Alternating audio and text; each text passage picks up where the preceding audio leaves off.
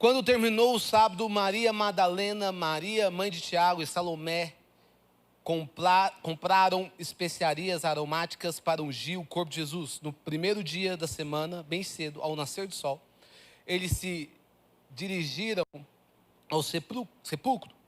Perguntou umas às outras: quem removerá para nós a pedra da entrada do sepulcro? Quando, porém, foram verificar, viram que a pedra, que era muito grande, havia sido removida. Entrando no sepulcro, viram um jovem vestido de roupas brancas, sentado à direita, e ficaram amedrontadas. Não tenham medo, ela disse, vocês estão procurando Jesus, o Nazareno que foi crucificado? Ele ressuscitou, não está aqui. Veja o lugar onde havia colocado. Vão e digam aos discípulos dele e a Pedro, e ele está indo adiante de você para a Galiléia. Lá vocês o verão, como ele disse a vocês. Tremendo e assustada, as mulheres saíram e fugiram do sepulcro. Não disseram nada a ninguém, porque estavam amedrontadas. Quando Jesus ressuscitou, na madrugada do primeiro dia da semana, ele apareceu primeiramente para Maria Madalena. Sabe, uma das perguntas que eu fiz, eu falei, Deus, por que o Senhor apareceu primeiramente para Maria Madalena? Já parou para fazer essa pergunta? Você vai ver lá em João 20, que enquanto todos os discípulos foram embora, Maria Madalena permaneceu. Sabe, existe um princípio aqui, quando você permanece nele, ele permanecerá em você. Quantos aqui estão entendendo? Quando tudo parece perdido, a esperança acaba, você precisa permanecer nele. Diga, eu preciso permanecer nele. Então você precisa entender que permanência gera revelação. Então Maria não viu Jesus por acaso. Ela viu porque permaneceu na presença. Sabe, tudo que você precisa nesse momento é permanecer na presença. Segundo ponto que você precisa entender também, que Maria era uma mulher grata. Porque Jesus entrou na vida dela e transformou a vida. Quantos aqui tiveram a vida transformada quando Jesus entrou na tua casa? Maria era uma mulher grata ao Senhor. Terceiro ponto que nós vemos aqui, que o reino inverte prioridades. Na cultura da época, o testemunho de uma mulher não tinha valor nenhum. Mas Jesus escolhe justamente ela. Sabe? Porque Maria, você vai ver aquele momento que Maria foi contar para os seus discípulos, dizendo, eu vi o Senhor. A minha oração nesse momento aqui, nessa manhã, é para que você tenha encontros com o Senhor. E você vai vendo a continuidade de Marcos 16, que Jesus não apareceu simplesmente para Maria Madalena, mas Jesus, ele aparece para mais dois discípulos, Pedro e um discípulo que Jesus amava, e também Jesus agora começa a aparecer para 11 discípulos, os 11 discípulos ele aparece, e depois lá na frente Jesus aparece para mais 500 pessoas de uma vez só. Imagina comigo. E até hoje Jesus está aparecendo. Quantos aqui estão entendendo? Até hoje Jesus está aparecendo. Você vai ouvir diversos testemunhos de pessoas lá no Paquistão, né, onde o evangelho ali é fechado, você não pode pregar o evangelho. Lá em Paquistão você vai ver pessoas, né, que tiveram visitação do próprio Jesus. Você vai ver uma história de um menino aí que circula na internet, que ele estava em coma e de repente ele teve uma visão de Jesus e Jesus falou para ele, o seu momento não acabou, você precisa voltar para você contar aquilo que você viu. O menino acorda e fala, eu vi Jesus. Porque Jesus em todo momento está aparecendo e tudo que você precisa é permanecer. Agora nós vamos ver aqui também uma ótica diferente, um relato diferente em João 22, quando Maria Madalena viu que o sepulcro estava vazio, ela correu e foi atrás de Pedro e outros discípulos que a Jesus amava. E a palavra fala que os discípulos que estavam com ele correu mais rápido que Pedro. Imagina comigo. Ó, o sepulcro estava vazio. Como assim? O que aconteceu? Eles começam a correr atrás e os discípulos que estavam com Pedro, ele corre mais rápido que Pedro. E quando ele chega, ele vê as faixas de linho. E o que estava sobre a cabeça de Jesus estava dobrado e separado. E logo em seguida, Pedro também chegou e viu. Não sei se você sabe, mas na cultura judaica, quando alguém terminava a refeição, ele amassava o pano e significava acabou. Então, ele está lá na refeição, ele amassava o pano, ele significa o quê? Acabou, na cultura judaica. Agora, quando o mestre dobrava o pano também, lá na cultura judaica, e deixava sobre a mesa, significava, eu vou voltar. E naquele exato momento, Pedro e os discípulos vê o pano dobrado. Você percebe que Jesus estava sendo intencional. Ele estava dizendo, olha, não roubaram o meu corpo, eu não fugi, está tudo sobre o meu controle.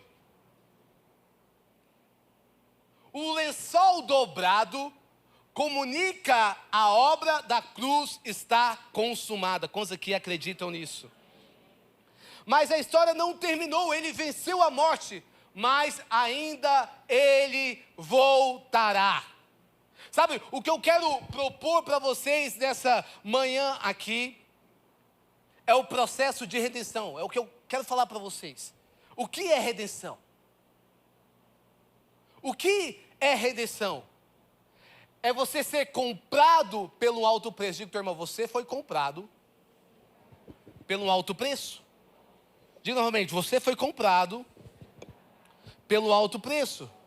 Você precisa entender que Deus não foi pego de surpresa. O processo aconteceu antes da cruz, desde o Éden. Deus já tinha um plano eterno. Então nós vemos em Gênesis 1, que o homem foi criado à imagem de Deus. O homem tinha um relacionamento direto com Deus. Agora nós vamos ver aqui em Gênesis 3, o pecado entra e o homem agora quebra a aliança com Deus. E agora o homem começa a se afastar de Deus, ele começa agora a ter vergonha de Deus. Todo momento que você faz algo errado, você se afasta, sim ou não? Todo momento que você faz algo errado, né, a reação é se afastar. E o que acontece nesse exato momento? Adão e Eva agora começam a se afastar de Deus, e Deus começa agora a perguntar, onde vocês estão? Onde vocês estão? Isso não significa que Deus sabia onde eles estavam.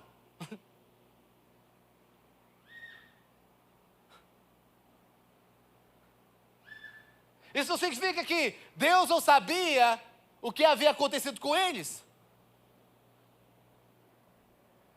Mas essa pergunta era para eles, onde vocês estão? Vocês se perderam. E naquele exato momento agora eles estavam nus. E agora o primeiro sinal da redenção foi quando o Senhor fez as roupas de pele. Matou um animal para cobrir o homem. Deus não cobre o pecado com folhas, mas cobre com sangue. Sabe, o segundo sinal de redenção, Gênesis 22, 13, quando Deus, ele pede para Abraão, Isaque, o filho da promessa. E agora você consegue entender, Abraão, um homem obediente, ele começa agora a preparar a lenha para o holocausto,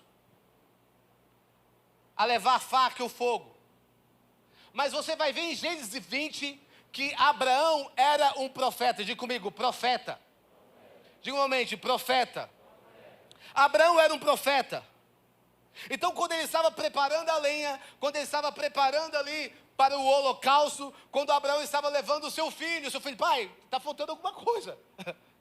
Quando ele estava levando o seu filho, subindo a um monte, isso já era uma imagem clara do que iria acontecer no futuro com Jesus. Nós vemos que Abraão, naquele ato, né, de sacrificar o teu filho, porque eu acredito que Abraão, ele conhecia tanto o coração de Deus, que ele sabia, cara, eu posso até sacrificar meu filho, porque eu amo a Deus mais do que as promessas de Deus. Está comigo ou não? Ele ama e fala assim, eu amo a Deus mais do que a minha família, porque foi o Deus que me deu. Então, eu posso até sacrificar meu filho, mas eu também sei que Deus vai ressuscitar meu filho. Com certeza ele tinha essa convicção. E naquele exato momento, como um ato de amor a Deus, a palavra de Deus fala que Deus provê um cordeiro. Lá em João 8,56, lá no teu Novo Testamento, vai falar uma coisa muito interessante. Ele fala assim, ele teve uma revelação do futuro. Quando Abraão estava prestes a sacrificar, ele teve uma revelação do futuro. Abraão viu o meu dia e se alegrou. Olha que poderoso. Abraão, ele viu o dia de Jesus e se alegrou. Porque Abraão era um profeta. E o profeta sempre vai estar à frente do tempo. Agora, o terceiro sinal de redenção é em Êxodo 12. O povo de Israel estava no Egito como escravo. Agora, Deus ouve o clamor do seu povo. Lembra dessa história? 40 anos lá com escravos. E agora Deus começa a ouvir o seu clamor. E Deus levanta quem? Moisés. Deus levanta Moisés como o libertador. E agora Deus começa a falar assim, a última praga antes da libertação, Deus anuncia o juízo e a morte que passaria pela terra. Então Deus dá uma instrução, lembra dessa história? Separem um cordeiro, matem o cordeiro, coloquem o sangue na porta. E aquele que tiver o sangue na porta não será tocado.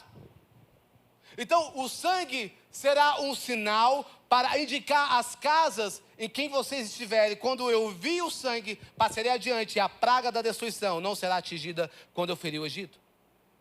Mas antes disso, lá em Êxodo 6, Deus começa a declarar algo profético. Ele começa a declarar ao povo de Israel, eu vos tirarei, eu vos livrarei, eu vos remirei, eu vos tomarei por meu povo. Sabe, 4 promessas, 4 movimentos de graça, 4 taças está sendo liberado. O mais impressionante que isso é, século antes da cruz, Deus já estava pregando Cristo na liturgia. Então, a Páscoa não era apenas a memória de Êxodo, era um ensaio de uma redenção, era a sombra esperado por um copo. Eu quero trazer uma ilustração aqui sobre, o primeiro ponto é a primeira taça. A primeira taça. Estava sendo declarada aqui em Êxodo 6,6, a primeira taça. Eu falo, em hebraico significa kos kiddush. A taça da santificação. Sabe, a primeira taça é normalmente ligada ao kiddush, a santificação inicial da refeição. Ela se relaciona à primeira promessa, eu vos tirarei. Ele está falando aqui em Êxodo 6,6, eu sou o Senhor e vos tirarei debaixo das cargas do egípcio. O que significa é, antes de Deus mudar a geografia, Deus está mudando a identidade. Antes de Deus tirar o Egito fisicamente, Deus está marcando quem ele era espiritualmente. Então, a primeira taça não falava simplesmente de uma saída, mas falava de uma separação. Falava de um pertencimento, falava de uma consagração. Israel não seria simplesmente um povo livre, mas seria um povo santo.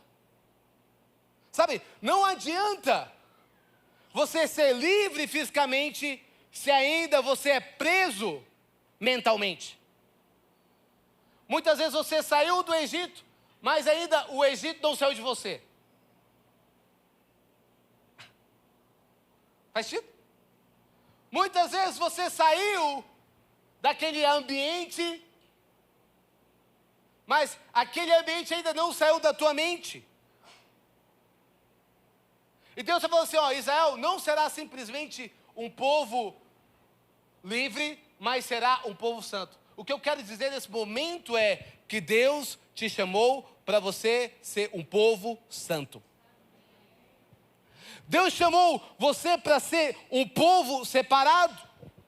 Porque para Deus, libertação sem aliança vira só alívio temporário. Mas libertação com aliança gera identidade. Deus quer gerar uma identidade de filho.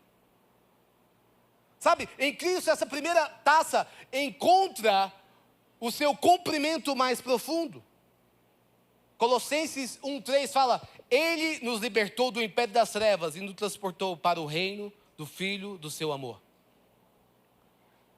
1 Pedro 2 fala: Mas vocês sois gerações eleitas, sacerdócio real, nação santa. Entenda algo, Jesus não morreu apenas para tirar pessoas do inferno. Jesus, ele morreu para formar um povo. A cruz não é só um escape. A cruz é um útero de uma nova humanidade. Sabe, tem pessoas que querem Jesus que alivia a dor, mas não quer Jesus que redefina a tua identidade.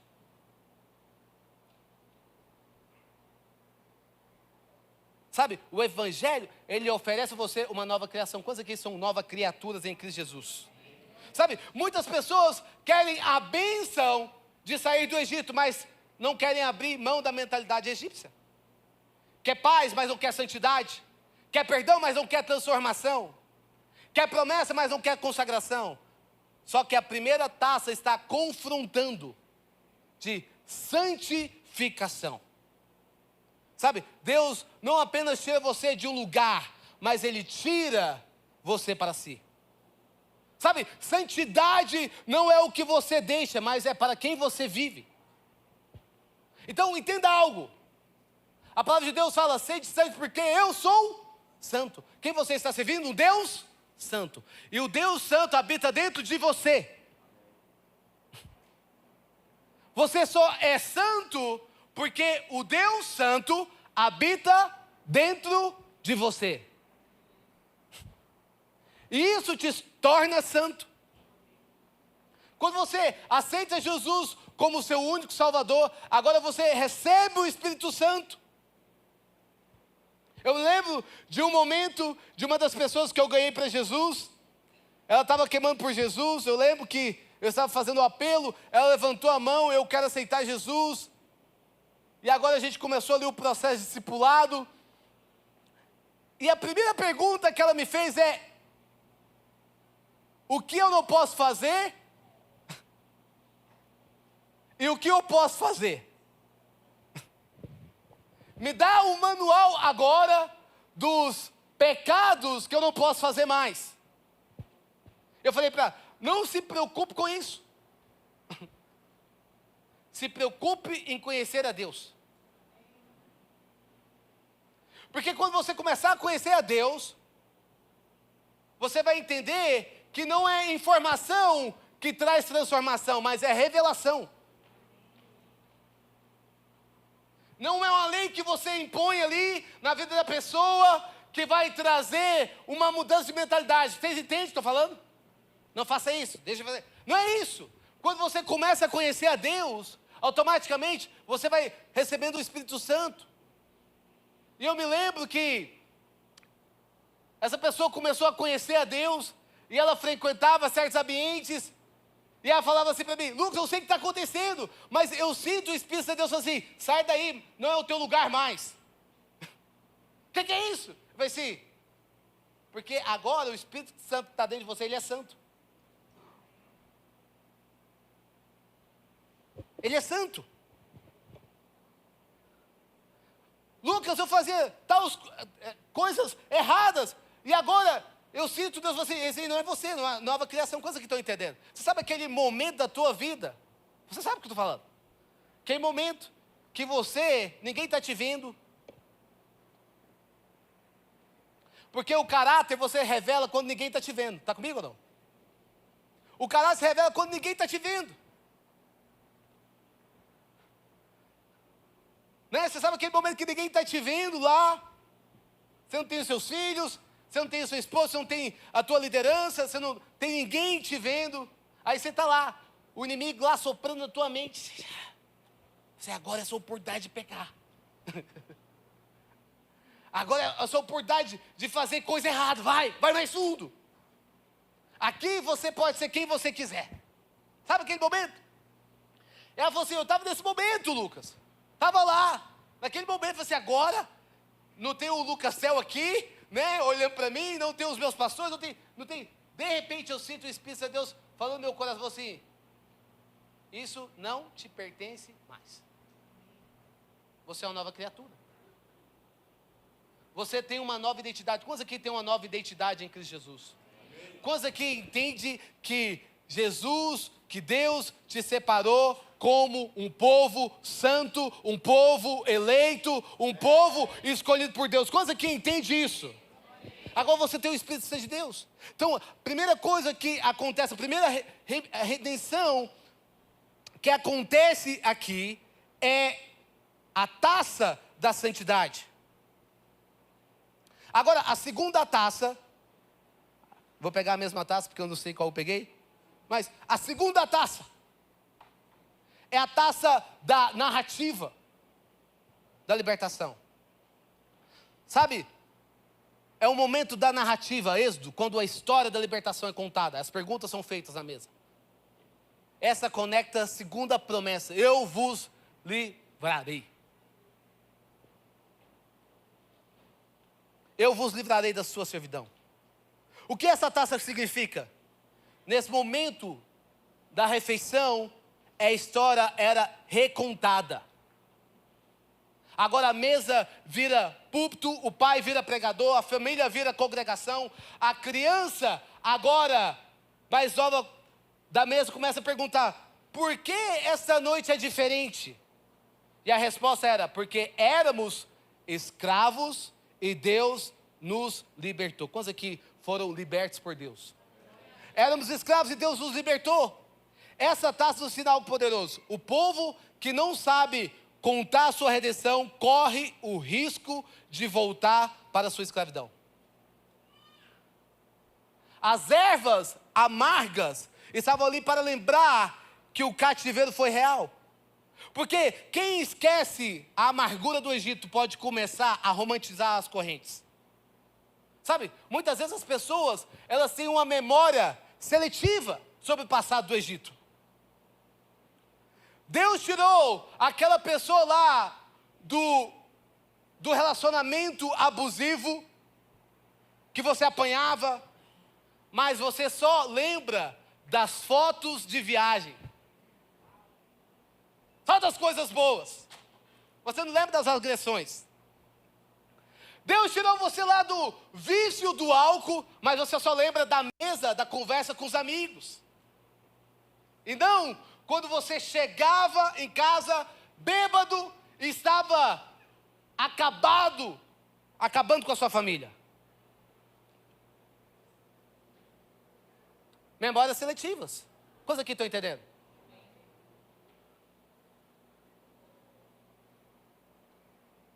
É a famosa frase, a pior mentira é aquela que você mente para você mesmo.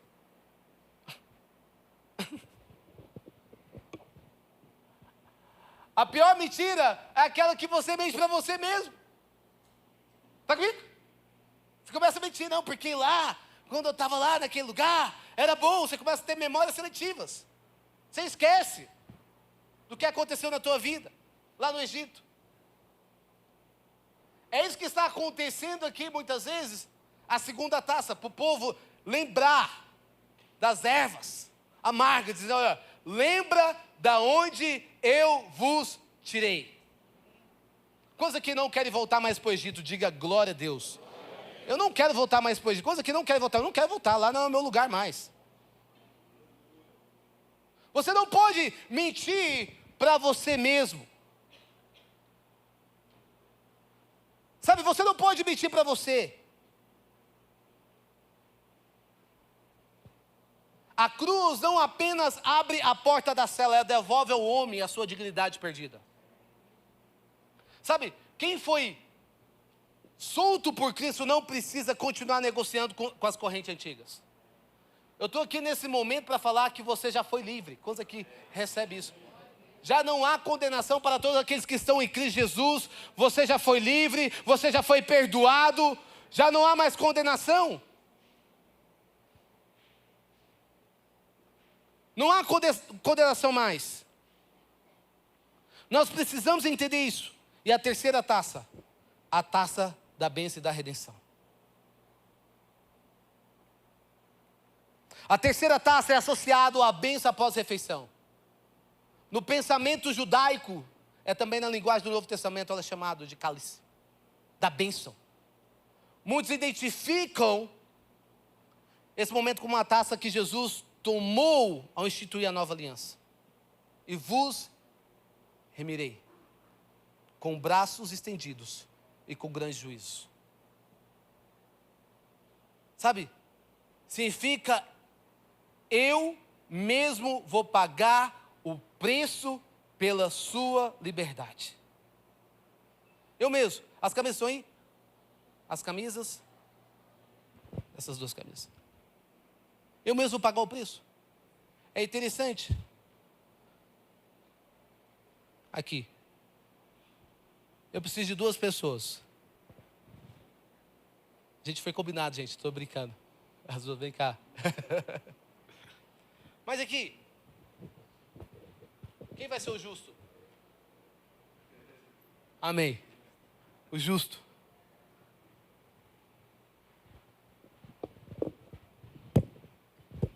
Eu quero que você escreva um pecado aqui nessa camisa. Pode escrever o seu pecado, estou brincando. Pode escrever o pecado.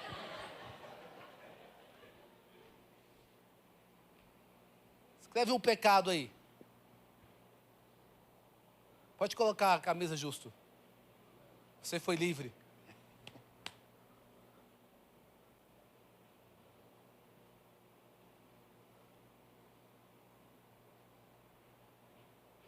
Escreve um outro pecado aí.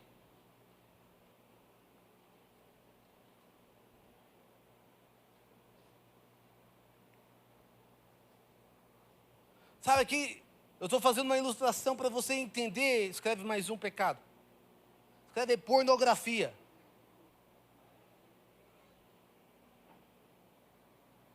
Escreve um pecado. Sabe o que é pecadão? Não é porque a gente pensa assim, não, isso aqui é pecadão. Não, tudo é pecado. Tudo aquilo que te afasta de Deus é pecado. Alguém pode escrever mais um pecado aí? Pega a camisa aí. Tá, escreve um pecado aí. Pega aí. Dá a caneta aí. Cadê nosso time? Já pode vir subindo.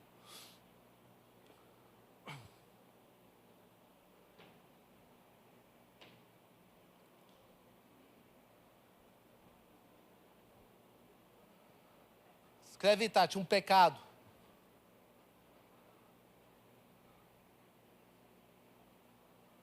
Quantos aqui tem pecado? Levanta a mão, gente. Amém, gente, aí, ó. Todo mundo.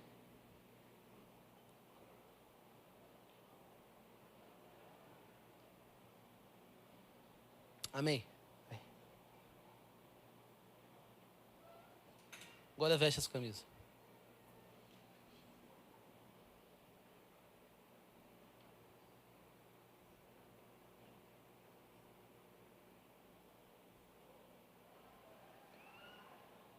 Ganância, fofoca, Está repreendido. avareza, está repreendido. Pornografia, preguiça, gente, só um pecadinho legal. Dá a caneta aí.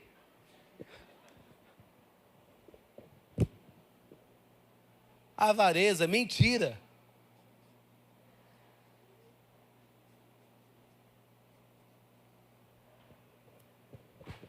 Adultério.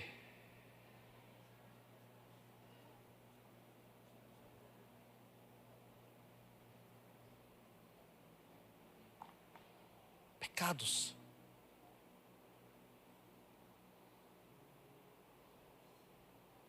Vocês conseguem entender que esse aqui era você? Esse era você.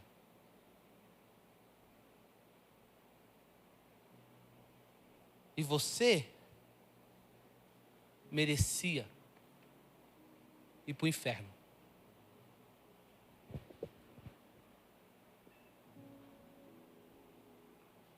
Você merecia ir para o inferno.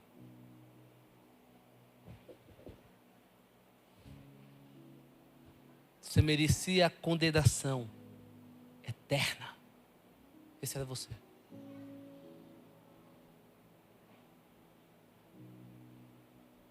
Você consegue entender isso?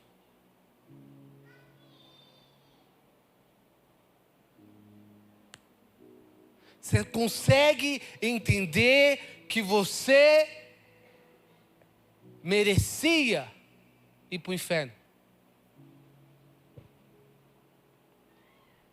Você merecia a condenação, você merecia a cruz.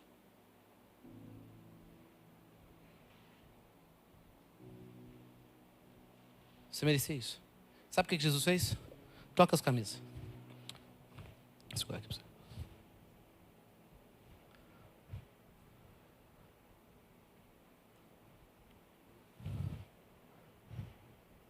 Jesus fez isso por você. Ele pagou um alto preço. Eu mesmo vou pagar o preço por sua liberdade. Você merecia a condenação, mas Jesus trouxe justiça. Você merecia a cruz, você merecia a morte, mas Jesus trouxe a vida. Ele se tornou o que eu era, para que eu me tornasse o que Ele é. Ele fez isso por você. Ele te justificou.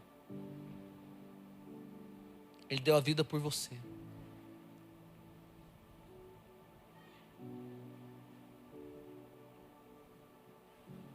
A quarta taça, e eu quero terminar com isso, é a taça do louvor, da consumação. Vamos aplaudir o Senhor pelo meu time aqui.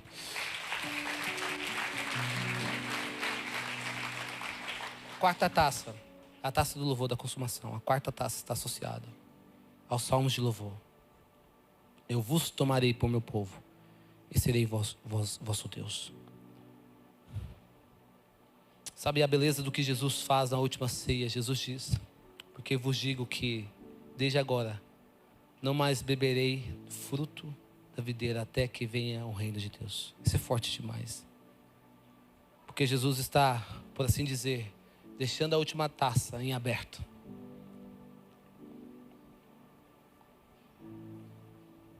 Como disseste, a obra vai começar na cruz. Mas a celebração por ainda não terminou. A Páscoa aponta para trás, para o Egito. Mas a ceia aponta para o presente, para a cruz. Sabe o que significa? Ele vai voltar. A quarta taça aponta para frente, para o reino. O reino consumado. Tetelestai. Está consumado. Tetelestai. Sabe aquele momento que você está com a dívida grande? Eu lembro que quando eu recebi meu primeiro filho, Ryan.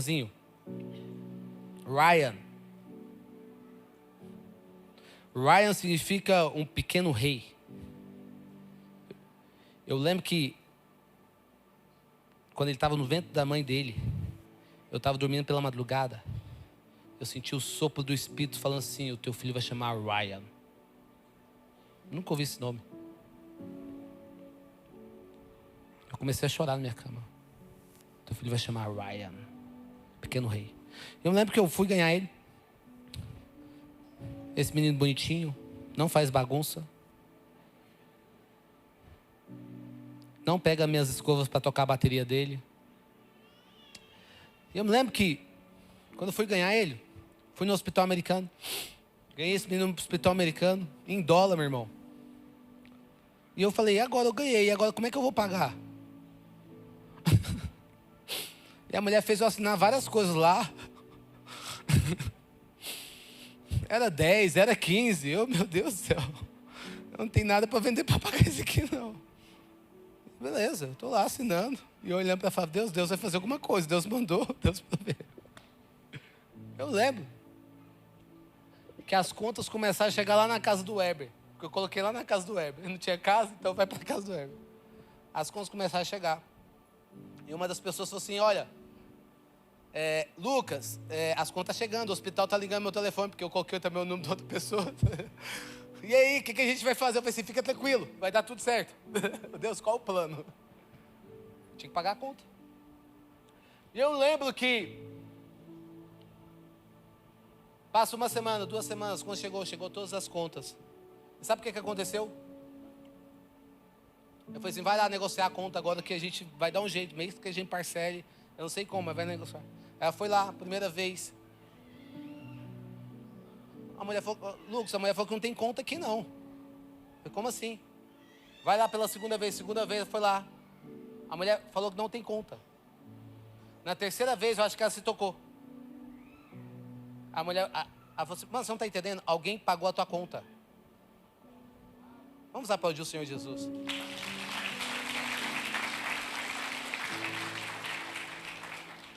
Alguém pagou a tua conta. Eu, yeah, come on. Tetelestai, está consumado. Ele já pagou a tua dívida. Está consumado. Tetelestai.